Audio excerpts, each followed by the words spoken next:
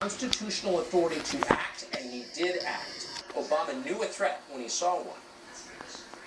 Our Republican leaders don't believe they have the authority. They don't believe they're legitimate.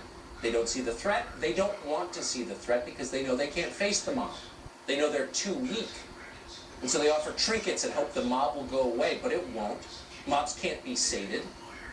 We thought Republicans understood that. That's why we supported them.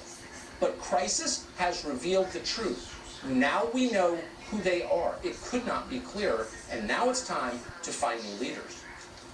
Ned Ryan is the founder and CEO of American Majority and author of the book Restoring Our Republic. He joins us tonight. Ned, I gotta say, it physically pains me to write those paragraphs about Barack Obama. I only did because I think it's true. I think Obama was the worst president in American history. But I can't imagine how the Republican Party can reward rioting, which is what they are doing. The Democrats seem to say inspired the rioting. I'm not letting them off the hook, but the Republican Party should be defending us, isn't rewarding it. What are we watching? We're watching the fact that it's really becoming clear that the base, the priorities of the base and the Constitution really aren't the priority of a Republican leaders of conservative Inc. I tell people actions authenticate a belief system, and think about it. You've got Black Lives Matter. They're avowed Marxists. They want to destroy capitalism. They want to destroy the Western nuclear family. For them, politics is a religion. They want to perfect humanity through their belief system, through politics, and they are validating their beliefs by their current actions right now. Republicans and conservatives go to D.C. because they want to have a good career and get a check. And I tell people that what you're seeing right now is you cannot defeat basically religious zealots hell-bent on the destruction of the American Republic with a bunch of careerists looking for the next paycheck.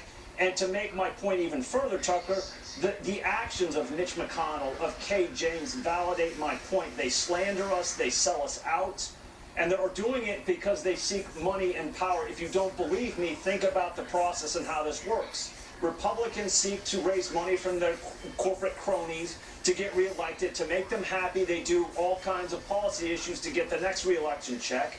Heritage raises money to get the next building, to get the next marble bathroom. And you realize what they're doing is building even more sinecures for ineffective people. The whole point for them was money and power, not to advance the base and not to advance our priorities. It leaves the rest of us in a very tough spot, because obviously you're not going to support what we're watching on television, which really is a political action sponsored by the Democratic Party. Let's not lie about it. This is an election strategy. It's political violence, and the Democrats are behind it. So you're not going to vote for that. So the Republicans are ineffective because they know they can be, because if you're a normal person, you have no choice. Well, that's the point. They've been blackmailing us. I mean, it really does feel like blackmail. What are you going to do? Vote for them? Well, you have to vote for us, and you have to actually fall in line with us. Of course, we're going to sell you out. We're going to abuse you. We're going to slander you. But this is the whole point why Donald Trump was elected, Tucker. He was elected as an outsider to come represent the American people, to represent Americanism, not republicanism, not corporatism. And we elected him to punch back, to counterpunch, to punch even harder. And I would tell him, you were elected for a reason. You were elected as a reaction to what we're seeing playing out. Don't hold your punches. Don't listen to those voices that are telling you to moderate your views. Punch even harder. Because I'm convinced, Tucker, nothing less than the American Republic is at stake. This is a tipping point for us, and the fight is very real. If we don't win this fall, I don't know what the future looks like for us. I think a lot of people feel that way. Ned Ryan, thanks so much for your honesty. I appreciate that. Thanks, Tucker. So as we've said many times, because it's the truest thing we've ever said, if you want more riots and more violence, then reward them, as our leaders are. In Portland, Oregon last night, rioters wrapped an American flag around a George Washington statue, then lit the flag on fire and pulled the statue to the ground. They destroyed it. George Washington, the founder of the country.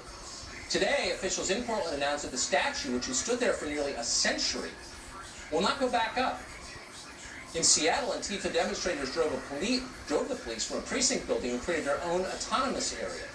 Consequences so far? Zero. Jason Rance has been tracking developments in downtown Seattle for us. He's been our CHOP correspondent all week. We're happy to have him back on tonight. Jason, what's the latest? The latest is the mood on the ground has changed considerably. It does seem like it's gotten a lot more dangerous since this new leadership started to take hold, and a woman who has spoken up saying that they will have their demands met by any means necessary.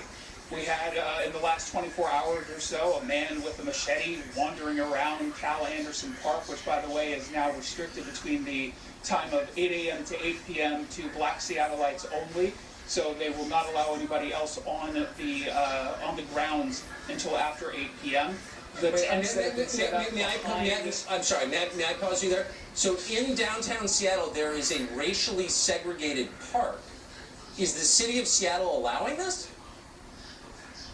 The city of Seattle is allowing everything right now that's happening. Right now, this entire zone, no matter what the SPD is telling you, and the chief of the police is claiming that there's no such thing as a no-cop zone. That is 100% incorrect. And the people who actually live, the people who live and pay rent in this area, they are now starting to speak up, some of them anonymously, some of them putting their name to it. Because they're saying, look, what you guys don't seem to understand is after hours, things get very dangerous. There was a local security company out here, Iconic Global, that ended up finding an AK-47 and fully loaded magazines stashed in some shrubs very close to Chuck. And right now, the media is kind of getting pushed out, certainly in certain spots. In the back, again, of this, of the tents of Cal Anderson Park, people are being told, you can't film here, we're not allowing it, it's no longer a public park. And they're forcing people to actually erase any video or photographs that they're taking. That's shocking. Does the city have, the most ineffective mayor in America, Jenny Durkan, a narcissist, have any plans on shutting this down before there's bloodshed? As of right now, there are no plans that anyone is aware of. They tried to open some of the lanes for traffic, and that right now is kind of tenuous, but it's hanging out there. But unfortunately, there's no plans, that seems right now, to repopulate the East Precinct, this police station, with a number of staff members who can actually adequately police this very large neighborhood of Seattle. And again, people are getting more and more concerned with their personal safety. Some of them have said they're just moving into hotels for the time being. Unbelievable.